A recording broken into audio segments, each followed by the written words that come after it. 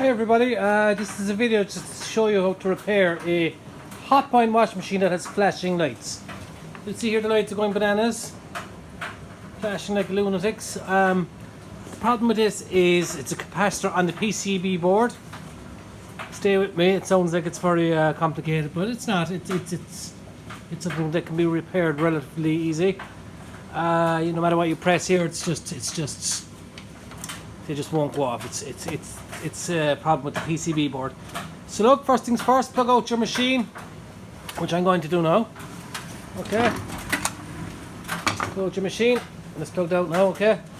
You go to the back of your machine. Okay. And the reason you go to the back of your machine is there's a PCB board located down the bottom left-hand corner. Some people think there's only one PCB board on the front, which in a lot of machines it isn't, just in the front. But on these there's a front and back PCB board.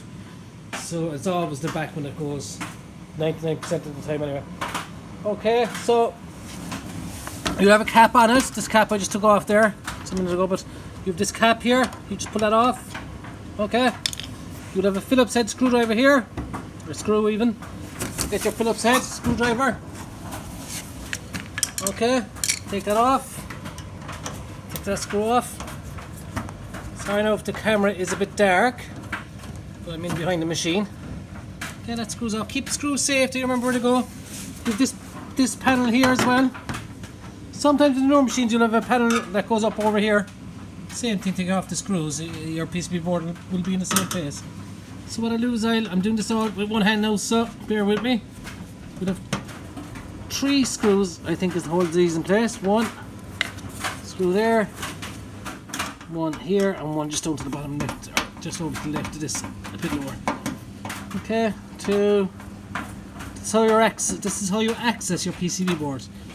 Now, when I'm doing this, I'll just tell you what happens. What happens is there's capacitors on the board and resistors as well.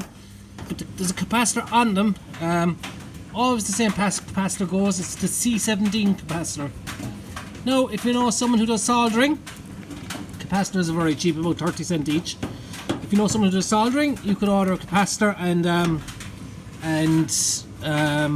get them to solder on a new one, and you should be good to go again. What I do in this situation is I just replace the PCB board. I have a PCB board of the same model. Make sure it's from the same model. Must be another screw holding that in place here somewhere. I'll get that in a second. And I'm just going to replace it like for like. So I just take out this last screw. I think there must be one here somewhere holding this fella in place. I don't see one. Oh yeah, just here down the end, just under the hose. There's one more hiding on me. Okay, I'll take that off. Okay, I've all my screws there kept safe because I need them again. I have to take off your cover here. As I said, sometimes there's a cover that goes around. You can take that off too. The PCB board is in here. Just lifts up and pull it out. A bit tight in there. Just be careful you don't tear any wires. So I'm just going to lift this up like that. Pull it out. Okay. Bring it out towards you. Okay. I lift this out with my 2 hands, but I'm trying to hold the phone, so bear with me, please. Okay. Now the wires can only go into one place, but just for people who don't know where they go after, just maybe take pictures. It'll make life easy for after, you know.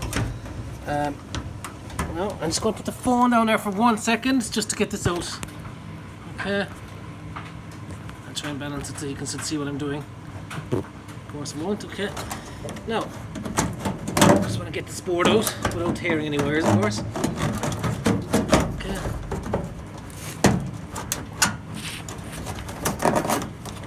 Nearly there. There we go. Okay, there's your board out. Okay, just turn the phone around again, you might see it a bit better. I have a board out there, so I'm going to disconnect the wiring. I know where these wires go personally, but you might want to take some pictures of where they go. You know, or write down even, you know, where colours go where. So I'm going to disconnect this now, and I'll show you the capacitor that's blown. There's my replacement PCB up there on this machine here. It's out of an old machine. It's the same model WF321 in this case. I'll just take out this board. I'll I will just disconnect the wiring and show you the blown capacitor. Okay, so I'll just take this wire out of here.